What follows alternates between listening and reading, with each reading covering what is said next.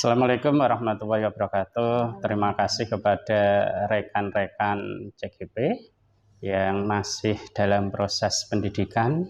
Semoga diberikan kemudahan, kelancaran, hingga akhirnya bisa meningkatkan kompetensi yang memang dipersiapkan. Panjenengan semuanya adalah calon-calon pemimpin pembelajar pendidikan yang nantinya bisa mewarnai pada kemajuan di masing-masing satuan pendidikan.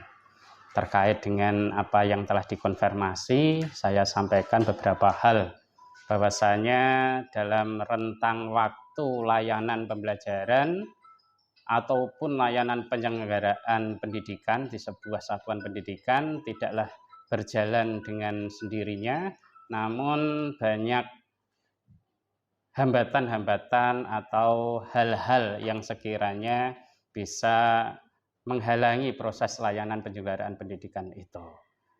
Banyak pertimbangan yang harus dilakukan, namun semuanya dari warga sekolah wajib untuk satu visi, mewujudkan visi dan misi sekolah. Di lapangan tentu ada beberapa temuan-temuan yang sekiranya bersifat kontradiktif ataupun bertolak belakang dengan komitmen seluruh warga sekolah. Oleh karenanya, bagaimana seorang pemimpin pembelajar tadi, dalam hal ini kepala sekolah, untuk dapat membawa, mewarnai perjalanan kapal yang akan dilakukan bersama tadi, yaitu mengajak kepada mereka bersama untuk bisa fokus mewujudkan visi dan misi sekolah. Tentu temuan-temuan hambatan yang dilakukan perlu diurai dan dicarikan solusi agar supaya beberapa yang sekiranya dapat dipastikan menghambat keberlangsungan dari sekolah, ketercapaian visi dan misi sekolah dapat diselesaikan. Oleh karenanya, komunikasi yang efektif antar warga sekolah sangat dibutuhkan dalam rangka bisa menyelesaikan potensi-potensi hambatan-hambatan yang ada di satuan pendidikan. Untuk itu, komunikasi yang dijalin oleh pimpinan kepada beberapa lini di bagiannya harus berjalan dengan baik. Apakah itu secara kedinasan ataukah non-kedinasan, semuanya berakhir pada upaya untuk bisa meminimalkan adanya potensi-potensi masalah yang ada, tetapi melakukan langkah bersama untuk bisa membangun sebuah komitmen mewujudkan visi dan misi dari sekolah itu sendiri. Tentu masalah-masalah yang muncul nanti kita akan uraikan satu persatu bagaimana upaya untuk bisa menyelesaikan masalah. Hanya semuanya harus kita ajak berpikir besar, bahwasanya semuanya melangkah, semuanya memberikan layanan, semuanya memberikan pelayanan yang terbaik untuk mewujudkan visi dan misi sekolah itu sendiri. Saya kira itu untuk yang pertama.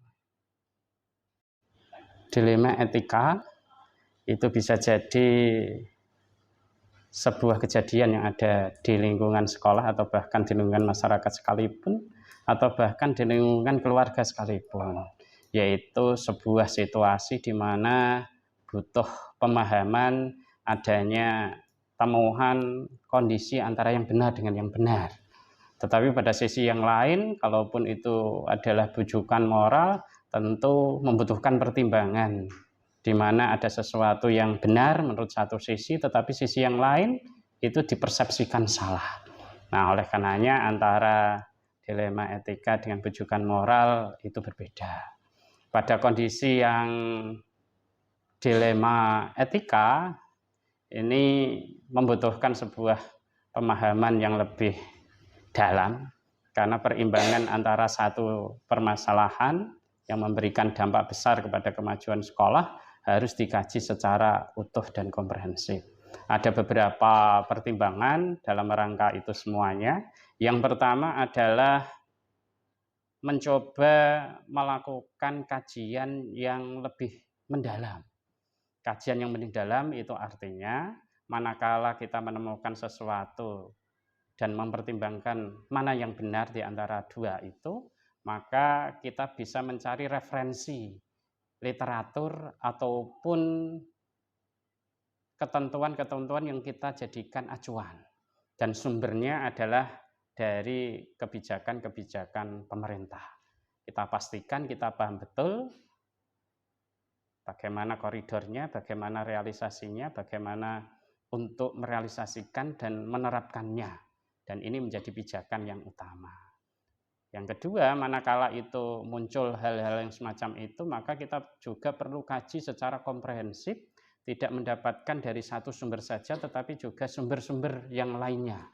Second opinion itu perlu, tidak hanya mendapatkan dari yang bersangkutan saja, tetapi juga mendapatkan dari pihak-pihak yang pernah bersinggungan dengan yang bersangkutan. Apalagi ada pendistribusian kewenangan yang patut untuk bisa kita berikan kesempatan memberikan masukan, sumbang saran kepada kita. Dan kalaupun yang ketiga, setelah mendapatkan data yang komprehensif, pemetaan yang komprehensif, maka yang ketiga ini pun saya kira cukup familiar buat kita, bahwasanya kesemuanya itu patut untuk dilakukan proses potensi solusi yang memungkinkan untuk itu. Dan potensi yang memungkinkan sebagai sebuah kebijakan diambil dari risiko yang paling kecil dalam mengambil semuanya. Kiranya manakala itu menjadi sebuah policy, keputusan, atau bahkan kebijakan, kiranya dampak lanjutannya itu sudah terpikirkan dan diambil dari risiko yang paling kecil. Oleh karenanya setidak-tidaknya kalaupun itu sebagai seorang nakoda atau bahkan pilot atau bahkan sopir sekalipun, itu pandangannya ke depan lebih luas dibandingkan dengan yang di belakangnya. Oleh karenanya sudut pandangnya dari pimpinannya tentu akan mempertimbangkan banyak hal. Pertimbangan yang banyak hal itulah nanti yang akan mengkerucut bagaimana menjadi sebuah keberanian mengambil decision, kira-kira yang diambil yang mana.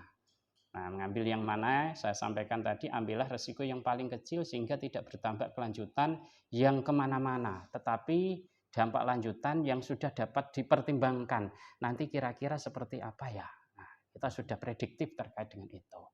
Nah, sulitnya memang manakala benar dengan benar, karena ketika benar dengan benar itu kita bersanding antar persepsi satu dengan persepsi yang lainnya. Persepsi satu dan persepsi yang lainnya itu nanti akan semakin banyak kita mendapatkan gambaran manakala kita berani terjun di dalamnya. Semakin menemui permasalahan, maka seyogyanya kita tidak menghindari permasalahan itu, tetapi menghadapi permasalahannya. mencoba menyelesaikan permasalahannya, bukan mencari sebuah perisai dan kesempatan untuk melarikan diri dari masalah. Nah, ini untuk dilema etika. Kalaupun kaitannya dengan yang satunya tadi adalah terkait dengan rujukan moral. Rujukan moral baik buruk terkait dengan moral, terkait dengan pilihan. Karena hidup adalah pilihan, tentu kita harus memilih. Kiranya pilihan yang manakah yang memiliki potensi risiko yang paling kecil. Kalaupun tidak diambil itu pun tidak masalah. Karena benar dan salah. Tentu kita kepengen mengambil yang benar. Namun acap kali ketika kita juga harus mempertimbangkan yang salah, oh iya ternyata masih ada dampaknya. Kita pastikan bahwasanya kanan kiri saya itu atau jenengan itu semuanya ada yang mencatat kebaikan, ada yang mencatat keburukan. Kepengen ini tentu yang mencatat kebaikan, memperbanyak kebaikan, meminimalkan adanya keburukan yang dicatat oleh malaikat keduanya itu. Begitu juga di sisi kita seolah-olah itu malaikatnya masuk ke dalam raga kita, masuk ke dalam alam pikiran kita, masuk di dalam pikiran yang ada di otak, tetapi paling banyak yang berbicara adalah hati sanubari. Ambil yang mana ya? Besok ada yang namanya serangan fajar.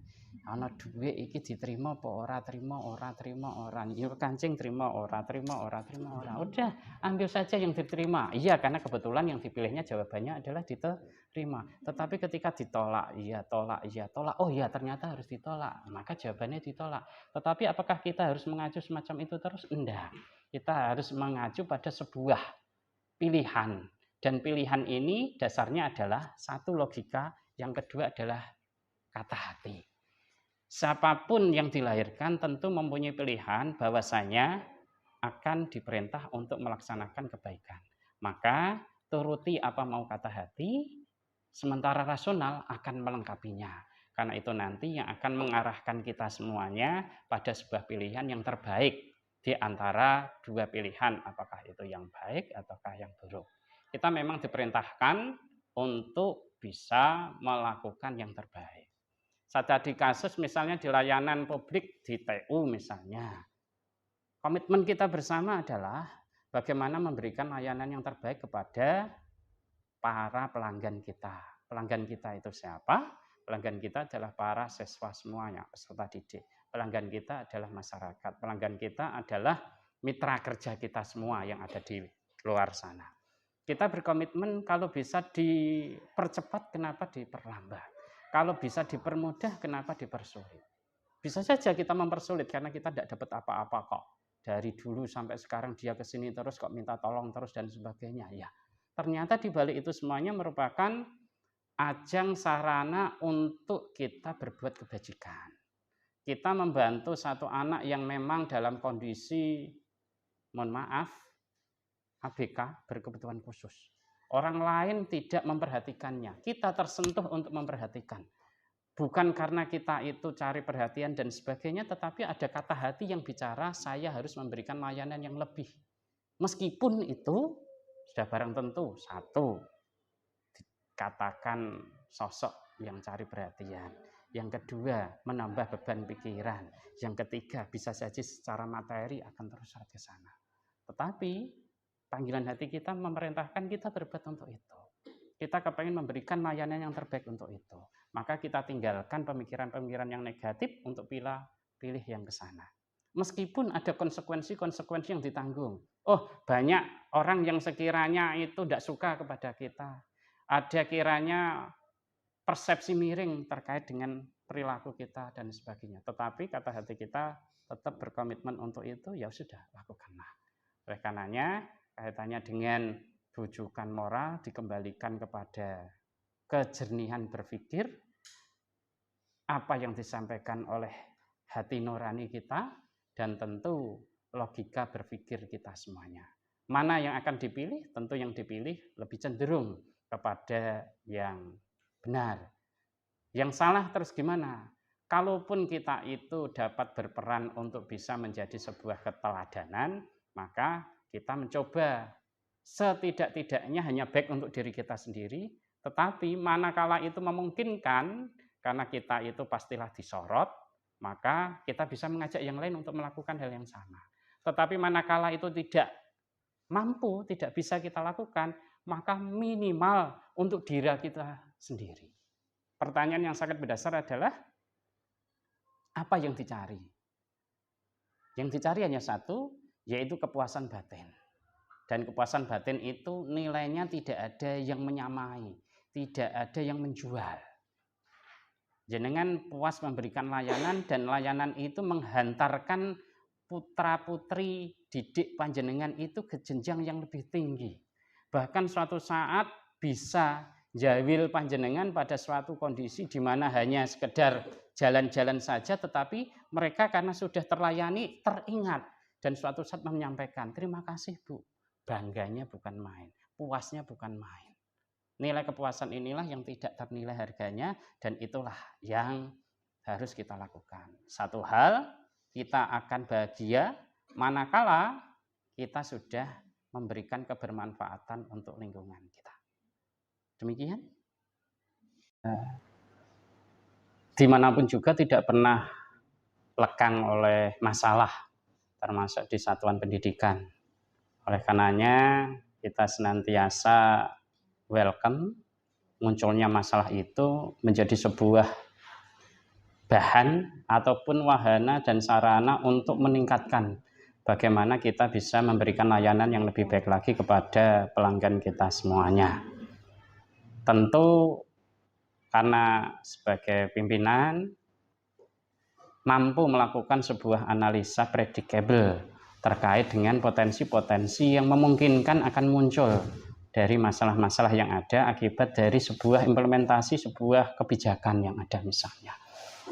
Jadi predictable ini memang bisa memudahkan kita mengantisipasi manakala munculnya masalah-masalah tersebut. Dan ketika dilema etika itu muncul, maka kalaupun itu nanti kita harus melakukan penyelesaian secara personal, maka kita selesaikan secara personal. Tetapi kalaupun sifatnya adalah komunal di sebuah satuan pendidikan, maka kita tidak menutup mata, harus bekerja sama dan komunikasi dengan pihak yang lainnya. Adapun khusus untuk penyelesaiannya, berdasarkan pengalaman yang sudah kami lakukan, yang pertama adalah tentu kami melakukan pemetaan dari sumber masalah yang ada itu sendiri. Pemetaan yang dilakukan ini bisa bersifat personal, bisa juga melibatkan pihak-pihak tertentu. Kalaupun itu ranahnya adalah kedisiplinan, maka privasi dari guru ataupun karyawan itu menjadi sesuatu yang dikedepankan. Tetapi kalau itu pun menjadi sesuatu yang sifatnya melingkupi semua satuan pendidikan, maka bisa melibatkan kumpulan pihak yang memang dilibatkan di sana. Apakah di staf, ataukah di bagian peserta didik, atau bahkan juga melibatkan dari pihak yang lainnya, termasuk anggota masyarakat dan orang tua. Oleh karenanya, di pemetaan atau identifikasi masalah dalam rangka mendapatkan data-data faktual yang memang komprehensif, tidak berdasarkan asumsi, prediksi, ataukah juga persepsi dari pihak-pihak tertentu. Dengan harapan kita nantinya dapat mengolah data itu menjadi fakta-fakta yang dapat dipertanggungjawabkan. Jangan sampai kita memegang, mempercayai, bahkan menindaklanjuti sebuah laporan hanya karena persepsi, asumsi dari yang ada sekarang. Karena itu nanti tentu akan menjadikan sebuah policy atau tindak lanjut yang sangat membahayakan buat kelanjutan selanjutnya. Yang kedua, manakala data fakta itu sudah olah faktual, tentu kita akan memetakan lanjutannya, yaitu memberikan atau mengambil alternatif langkah pemecahan. Dan alternatif langkah pemecahan ini bisa diambil secara personal ataupun juga dikomunikasikan dengan pihak yang lainnya. Yang saya sebut tadi bisa staf, bisa juga bagian tenaga administrasi atau bahkan peserta didik sekalipun.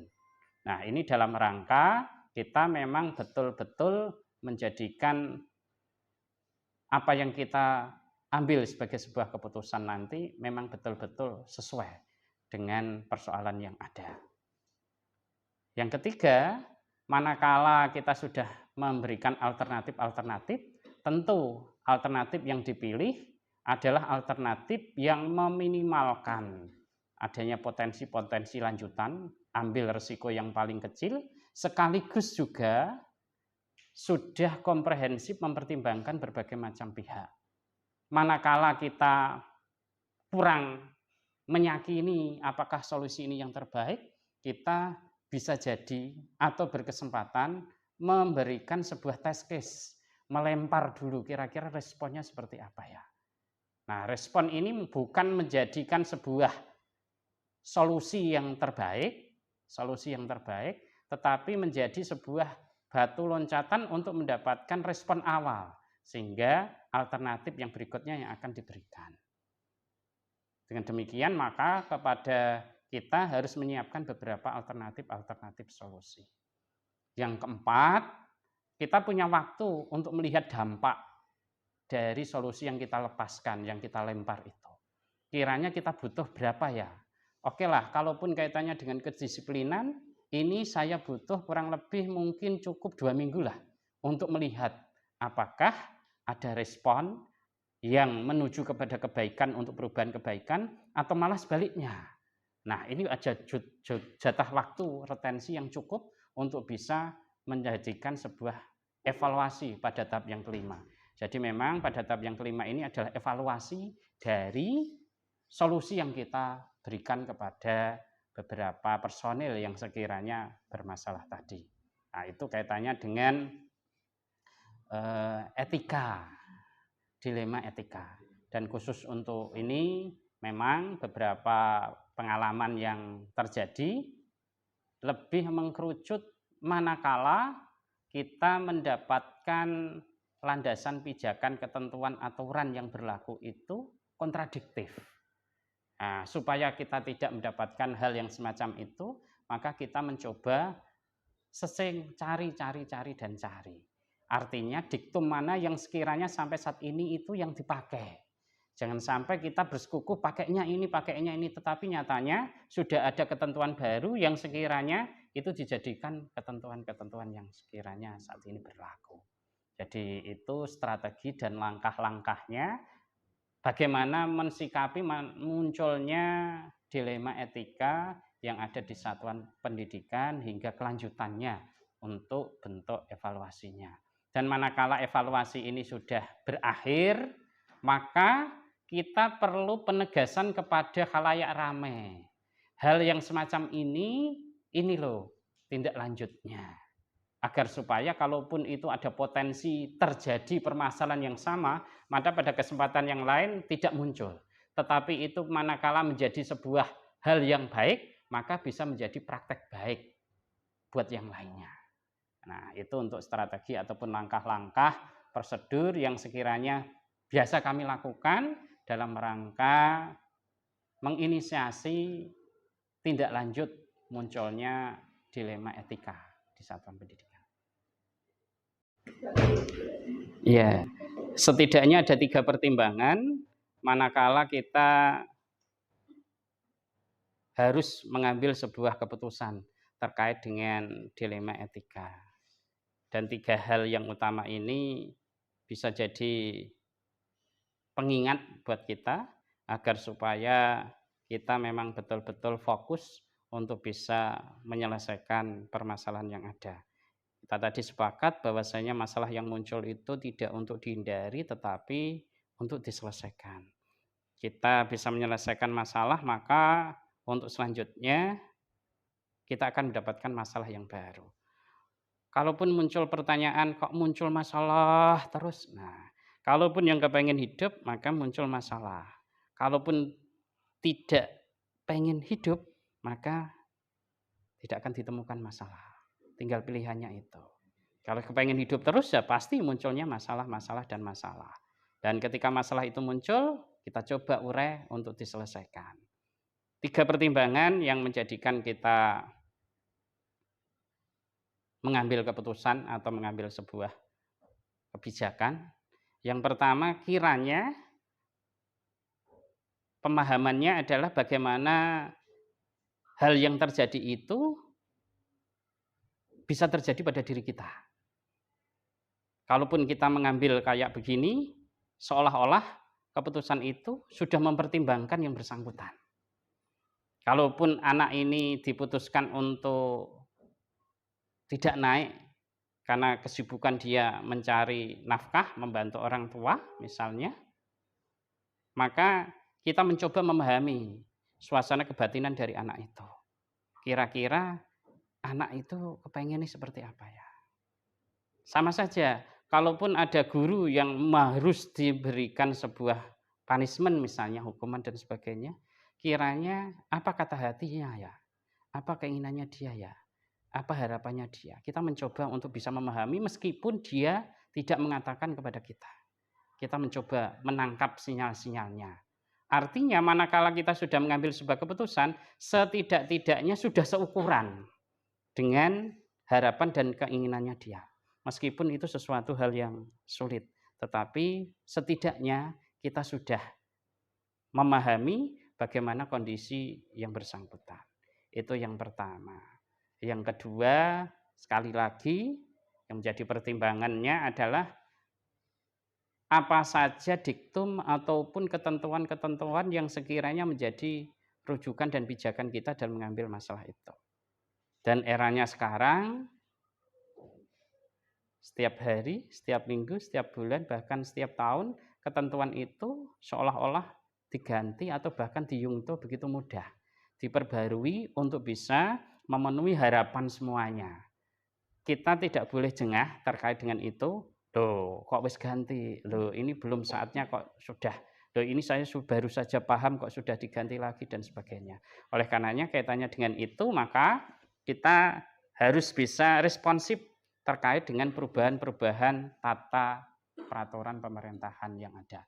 Karena itu menjadi pijakan kita untuk mengambil sebuah keputusan. Yang ketiga, kaitannya dengan etika.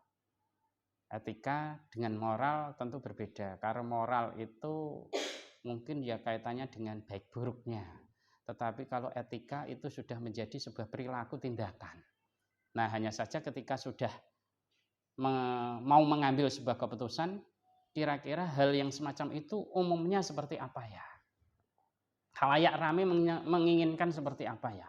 Meskipun test case khalayak ramai ini tidak perlu kita tanyakan, tetapi mungkin kita bisa memberikan sebuah wawasan yang cukup luas manakala kita hadir di tengah-tengah mereka. Ini pengennya kita adalah lingkungan yang bersih, sehat. Tidak ada pencemaran. Tapi banyak yang rokok. Sesuai ketentuan Pergub perundangan yang berlaku 2014 itu menyatakan lingkungan sekolah bebas.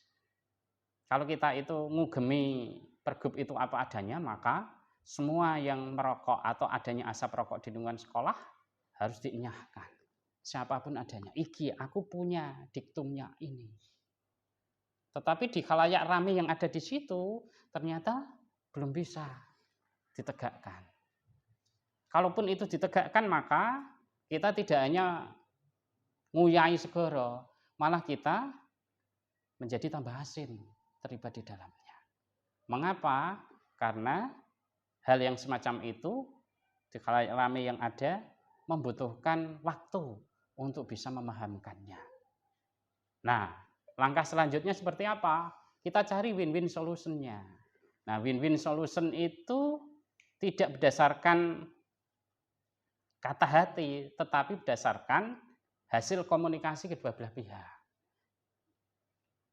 Sama-sama untuk dilibatkan, sama-sama untuk diberi kesempatan, sama-sama diletakkan seimbang, setara. Pertanyaannya yang paling mudah, kalaupun jenengan dalam posisi saya, bagaimana ya? Oh iya Pak, harusnya begini gini. Nah, sekarang ternyata yang terlibat dengan kaitannya dengan ini itu jenengan. Enaknya gimana? Oh iya ya. Nah, itu nanti berarti akan memunculkan kesadaran pribadi yang sekiranya bisa melahirkan pihak-pihak tertentu itu terlibat di dalamnya. Nah, ini sebagai sebuah upaya untuk mengukur bagaimana respon dari khalayak rame yang ada di lingkungan sekolah. Kalaupun itu dipandang perlu melakukan sebuah test case, maka kita tidak segan-segan membuat yang namanya respon pelanggan, kotak pelanggan, kotak saran, ataupun juga adanya model kuisis, ataupun juga model untuk respon tanggapan pelanggan terkait dengan itu. Itu menjadi bahan untuk kita jadikan pertimbangan dalam rangka mengambil sebuah keputusan. Iki ana bocah mengajukan diri untuk tetap bersekolah. Namun ada pihak yang lain yang menyampaikan bahwasanya yang bersangkutan itu sudah berbadan dua. Maunya diapakan? Apakah tetap boleh sekolah di sekolahan kita atau seperti apa? Nah, kalau hal yang semacam ini tidak usah ke media tadi, ngumpul ke masukan-masukan dari siswa sebagainya dan sebagainya. Enggak.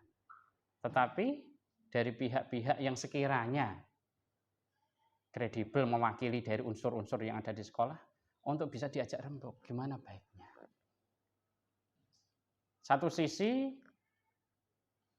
kita tidak ingin masa depan dari anak itu berhenti selesai setelah itu. Tidak mengenyam pendidikan di sekolah. Yang kedua, sisi yang lain, oh berarti sekolahmu ki nggone koyo ngono kuwi toh. Nah, ada image yang menyertai manakala itu diambil. Nah, oleh karenanya kita cari koridor yang paling aman, paling safe. Paling safe-nya adalah bagaimana haknya dari anak itu tetap bisa terlayani, tidak tercerabut haknya untuk mengenyam pendidikan. Yang kedua, image dari sekolah itu tetap clear, tidak menjadi tempat-tempat buangan anak-anak yang semacam itu.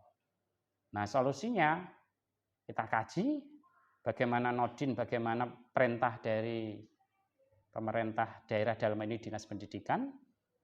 Kita ambil pihak-pihak yang lain yang bermitra, Dinas Sosial, PA, orang tua, masyarakat, tokoh agama. Bagaimana baiknya dan sebagainya. Dengan segala macam pertimbangannya. Kalaupun itu menjadi sebuah keberanian, bisalah dilakukan dalam lingkup FGD, Forum Group Discussion, bagaimana baiknya dan sebagainya. Mengapa? Karena seiring dengan perjalanan waktu, hal-hal yang semacam itu nanti pastilah akan muncul. Nah, menjadi masalah manakala banyak anggota masyarakat yang tidak peduli. Padahal kita kepengen masukannya dari masyarakat. Nah, kalaupun itu kita ambil, ya sudah. Wis ora apa-apa. Masyarakat saiki ora pati gatekan kok karo kaitannya dengan sekolahan. Wis kuwi ana sing hamil, ana sing tukaran, ana sing ngombe, ana sing ngepil dan sebagainya ora masalah.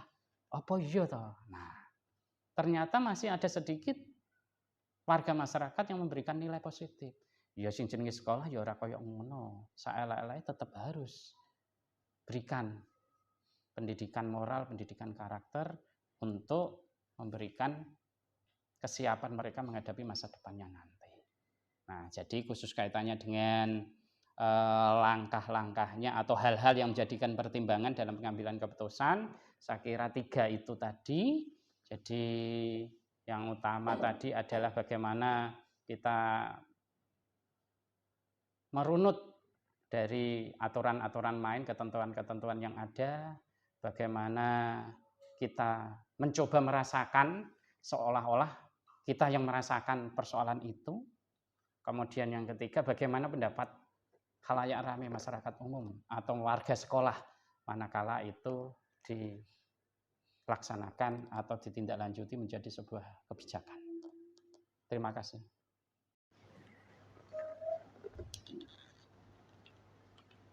Pemimpin itu harus menyadari bahwasanya menjadi tempat yang paling mudah untuk disorot, menjadi tempat yang paling mudah untuk menimpakan kesalahan. Seorang pemimpin tidak berbuat ya salah, berbuat juga salah. Mending harus berbuat, kita tahu manfaatnya, kita tahu dan dapat memprediksi bagaimana kelanjutannya. Nah, tantangan-tantangan yang muncul itu diantaranya adalah yang pertama komitmen dan daya dukung warga sekolah. Ini sangat penting sekali karena kehadiran dari kepala sekolah itu bukan membawa gerbongnya sendiri, tetapi membawa gerbongnya sekolah. Dan gerbongnya sekolah itu terdiri dari siswa, karyawan, guru, bahkan komite atau perwakilan dari orang tua. Kalau gerbongnya sendiri, it's okay, sak karep-karepe. Tetapi karena ada gerbong yang lainnya, maka kita patut untuk mempertimbangkan hal tersebut. Manakala kita tidak mempertimbangkan eksistensi dan keberadaan dari gerbong yang lainnya, maka manakala terantuk sebuah bencana sehingga perjalanan keretanya itu harus berhenti, maka yang paling disalahkan adalah masinisnya. Yang paling disalahkan adalah pimpinannya. Agar supaya itu tidak terjadi, maka solusinya adalah bagaimana melibatkan semua unsur warga sekolah itu dalam bentuk komunikasi yang efektif dalam pengambilan sebuah keputusan atau kebijakan. Jadi ini tantangan. Kalaupun yang bersangkutan nyon sewu berpahaman pokoknya otoriter, hanya mengedepankan persepsi dan asumsinya dirinya sendiri, maka bisa jadi kalaupun ada sesuatu, maka seolah-olah warga sekolah itu nanti akan lepas tangan. Tetapi manakala warga sekolah sejak awal juga terlibat di dalamnya, maka dampak ataupun kejadian lanjutan yang mungkin terjadi atas kebijakan itu, maka warga sekolah juga ikut bentengi, ikut bersama-sama. Bahkan bisa jadi dia namengi dari pimpinannya. Enggak, pimpinan saya benar. Saya bersama dengan warga sekolah yang lainnya memahami itu, mengetahui itu, bagaimana kebijakan itu terjadi. Nah, ini menjadi sebuah tantangan. Bagaimana kita menempatkan diri sebaik-baiknya dalam posisi itu.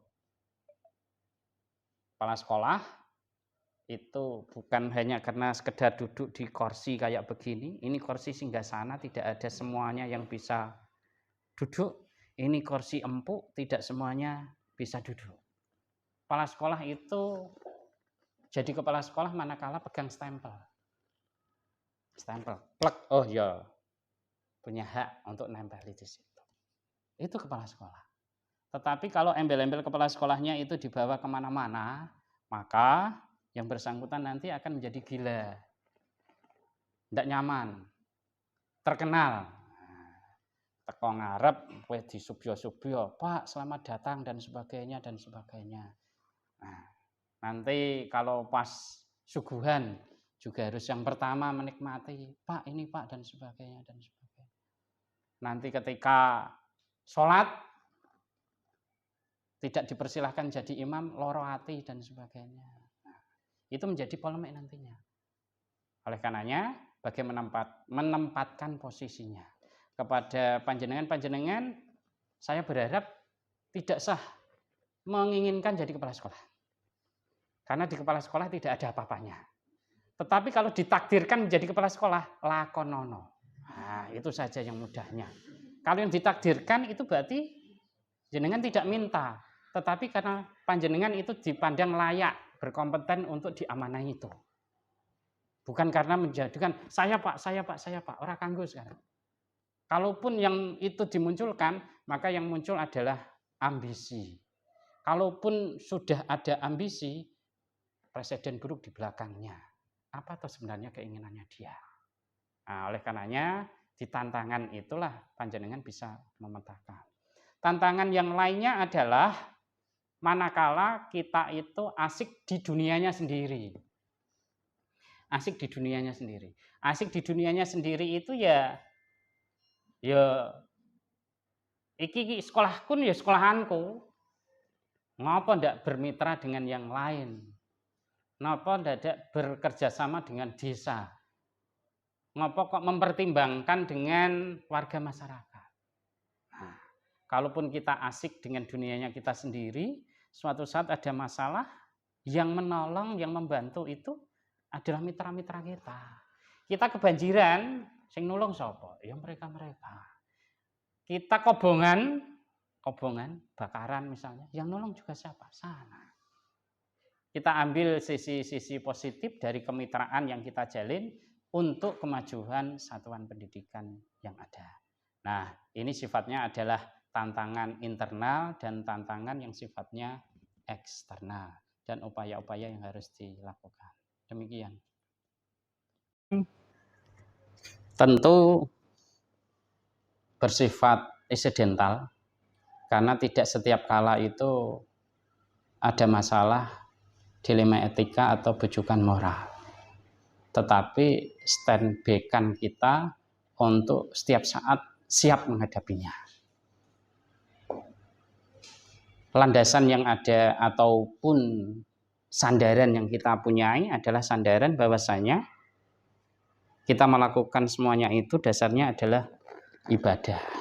Dasarnya adalah bagaimana kita menjadi sosok yang paling mulia karena memberikan kebermanfaatan untuk yang lainnya. Oleh karenanya, manakala itu muncul masalah-masalah yang ada, maka kita segera untuk menyelesaikan. Saya tadi sampaikan, kalaupun ketemu salah jangan dihindari, tetapi seharusnya diselesaikan. Masalahnya adalah, masalah yang dihindari itu nanti bisa jadi semakin lama semakin besar, menjadi bola liar yang menggelundung, dan akhirnya semakin berat untuk diselesaikan. Sejak dini kita menemukan masalah itu, maka semakin ringan untuk kita selesaikan. Tetapi kalaupun kita biarkan menumpuk tanpa ada ujung pangkal dan solusi, maka bisa jadi suatu saat itu nanti akan menjatuhkan kita sendiri. Jadi prinsipnya, kalaupun itu ada masalah, segera untuk diselesaikan. Kalaupun itu ada masalah yang lebih berat, bagaimana kita bisa melibatkan pihak-pihak yang terkait untuk bisa menyelesaikan. Memang ada presiden buruk ya, tetapi itu tidak menjadi sesuatu yang memberatkan. Presiden buruknya tempatnya masalah itu ya nenggone kepala sekolah. Semuanya berakhir nenggone kepala sekolah. Agar supaya tidak semacam itu, maka adakan instruksi kerja yang jelas, prosedur kerja yang mapan. Kepada siapa masalah itu harus diselesaikan. Kalaupun itu kecil-kecil saja, biarlah di teman-teman yang bawah, wali kelas, BK. Agak berat lagi, naik lagi kepada kesiswaan. Berat, sangat berat, baru kepada gurunya, BK-nya, kesiswaannya, kepala sekolahnya, bersama dengan sumber masalahnya. Cari solusi yang terbaik. Kalaupun itu mau kita atasi sendiri semuanya, pertimbangannya adalah satu, kita tidak ingin menjadi one man show. Semuanya kok ke situ semuanya. Libatkan mereka untuk itu. Meskipun sekecil itu silahkanlah. Wes diamanai, coba selesaikan. Coba selesaikan itu dalam rangka satu, masalahnya selesai. Yang kedua, kita punya rapot. Rapot siapa? Rapot yang bersangkutan ketika diamai untuk menyelesaikan masalah. Isopora. Nah, itu menjadi data kita. Suatu saat kiranya siapa yang memang patut untuk dilecut. menjadi penjenjangan yang lebih tinggi dan sebagainya dan sebagainya. Nomor 2, nah ini kodrat alam. Semakin banyak masalah, ya itu nanti muncul ya, apakah itu di rambut, ini saya rambutnya putih semuanya mikir ke masalah. Ini tambah ke atas itu juga berarti masalah juga. Nah, kalau ibu-ibu terus apa nih? Ya, ibu-ibu enggak ada itu. Ibu-ibu juga yang kena paling ini juga. Semakin tebal kacamatanya. Nah, itu apakah dampak, Pak? Sebenarnya sih enggak dampak. Tetapi karena kepala itu yang dipergunakan sebenarnya ada 3. 1, panca indera, tangan, kaki, dan sebagainya. Ya nek sekirane awake dhewe nimbrung, nyapu dan sebagainya, itu bukan berarti kepala sekolah rarti kerjaan, tidak, menyemangati. Kedua adalah kepala, karena balik ini nggone kepala. Berarti semuanya masuk ke pikiran kita. Mau kita dengar, mau kita lihat, mau kita bau, mau kita tangan dan sebagainya, masuknya adalah ke kepala. Yang ketiga adalah hati. Hati. Dan ketika sudah bicara hati, itu nanti bujukan moralnya yang sangat berat. PPDB, Pak, mbok diterima, Pak. Mangke jenengan gampang. Itu bujukan. Dan jenengan niku kan pun ngertos aturane. Semuanya serba digital. Jenengan unggah, jenengan pilih jurusane, jenengan unggah data-data pemberkasannya. Jenengan di luar zonasi. Lah pripun, Pak? Lah pripun, Pak? Ya begitu itu. Kami tidak bisa, kami hanya operator saja. Tidak apa-apa, Pak. Nanti setelah ini saya tahu, saya paham. Itu nanti kalaupun kita membuka sekecil apapun, mesti akan dikejar, dan dikejar. Kalaupun itu sudah dikejar dan kena, ya sudah, untuk selanjutnya menjadi jalan. Bisa jadi kemarin anaknya beneran. Nah, yang berikutnya tahun yang akan datang, anaknya yang tidak beneran. Anaknya keponakan dan sebagainya, bahkan bisa jadi dia nanti cari-cari kayak begitu. Nah, itu adalah bujukan moral. Baik, buruk, baik, buruk, baik, buruk. Nah, tentu kita berkeinginan melaksanakan yang baik. Yang buruk-buruk, ayo kita selesaikan bersama. Masalahnya, tantangannya, konco-konco dewe angel. Belum bisa sepaham dengan kita. Sok resek, nek wene ya gelem. Nah, oleh karena kita butuh pemahaman. Ke depan memang dibutuhkan yang berintegritas. Integritas paling tidak itu ada 9, kalau tidak salah, saya lupa ya. Judi, jadi, lini, kerani.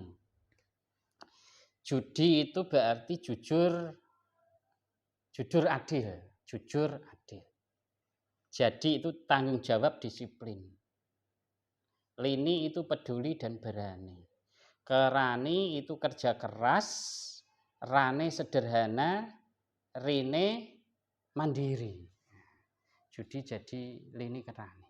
Itu 9 nilai-nilai integritas yang memang harus kita tumbuhkan di lingkungan sekolah. Saya kira demikian.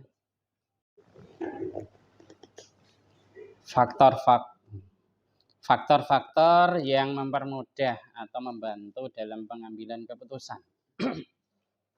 Selama kita on the track, itu semuanya akan mempermudah dalam menyelesaikan permasalahan ataupun dilema etika tadi.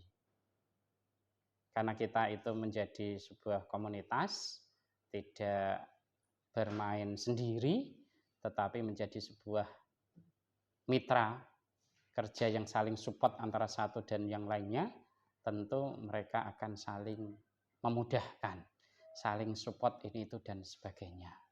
Oleh karenanya, pekerjaan-pekerjaan yang terdampak akibat dari sebuah kebijakan itu juga nanti akan terasa lebih ringan karena supporting dari mitra-mitra kerja kita semuanya.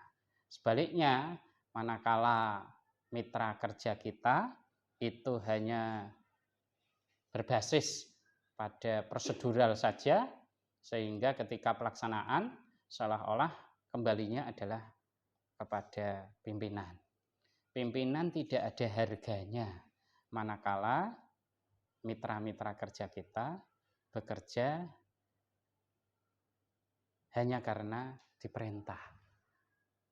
Kalau modelnya adalah instruksi, maka terasa lebih berat. Karena kalaupun tidak ada instruksi, maka yang bersangkutan tidak kerja.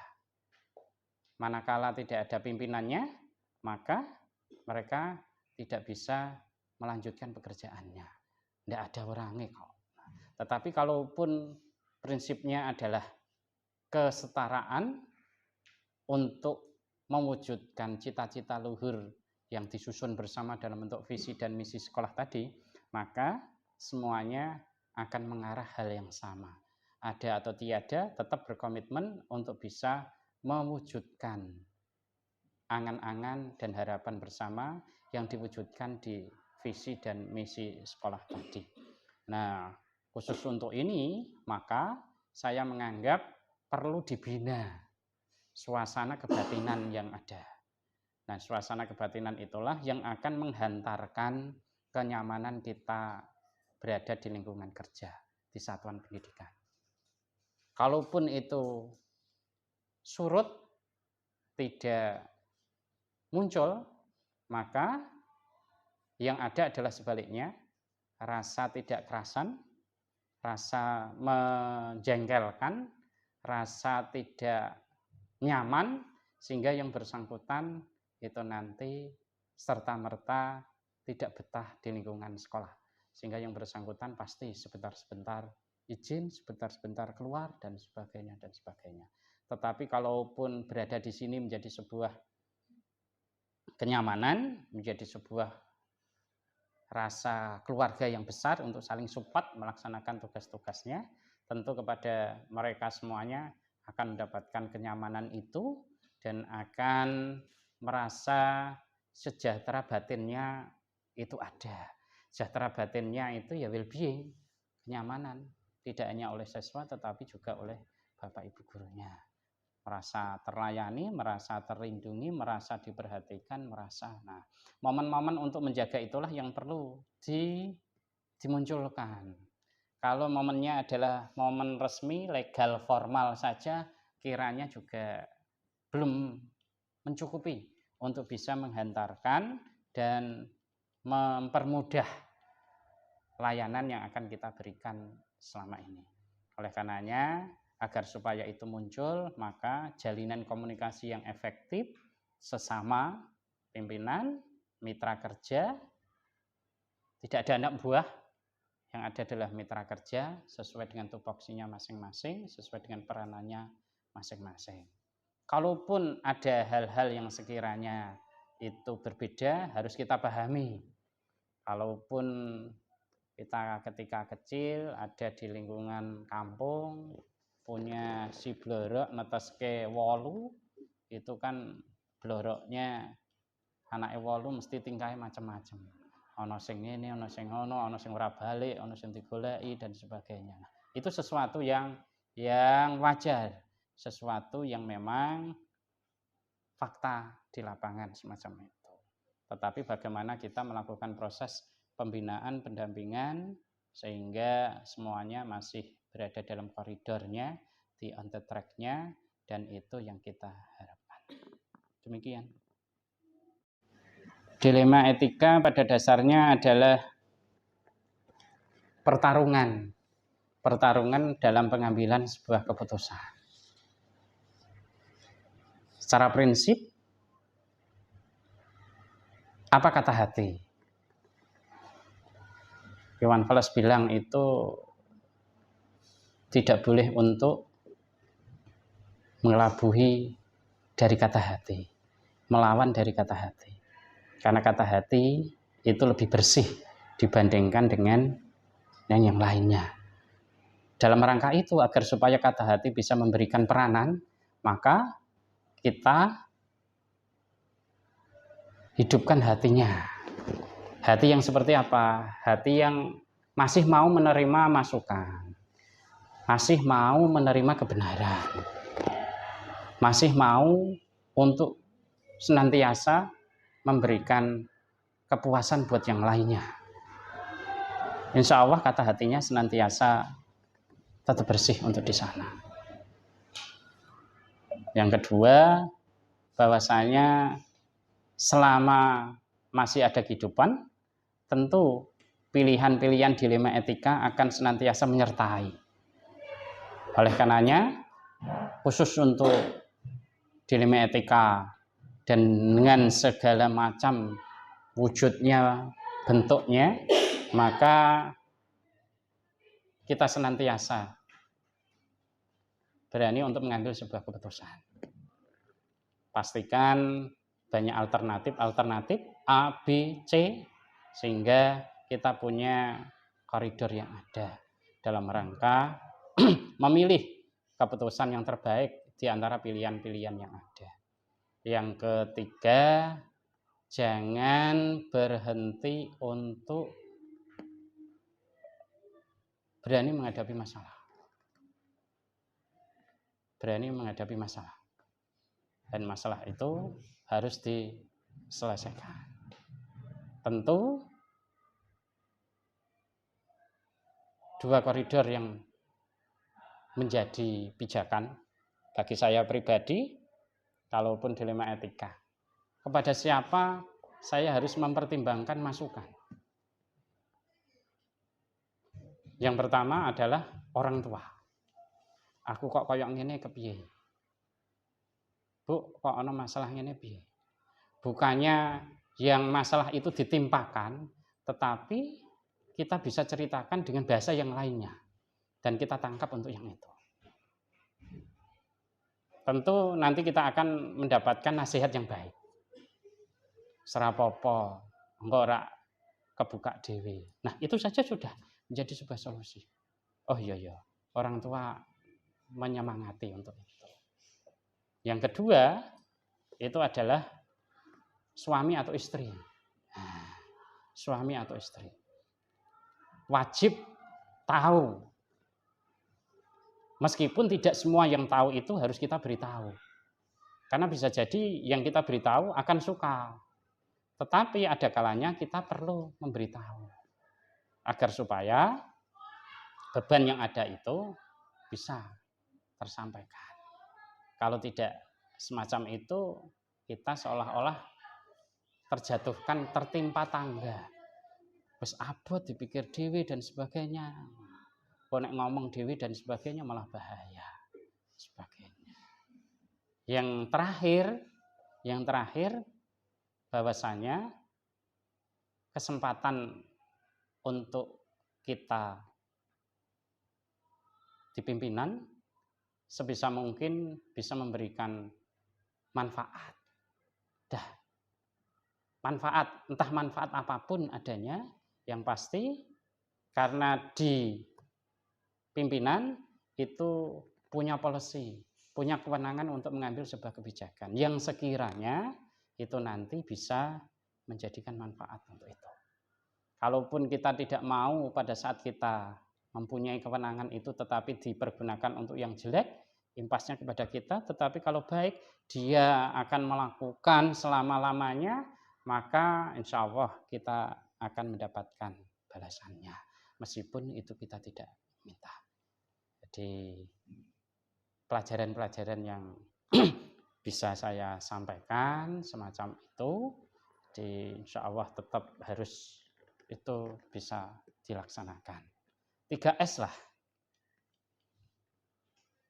3S-nya adalah sabar, syukur. S-nya yang satu apa ya? S-nya yang satu. Setia, tidak pindah ke lain hati.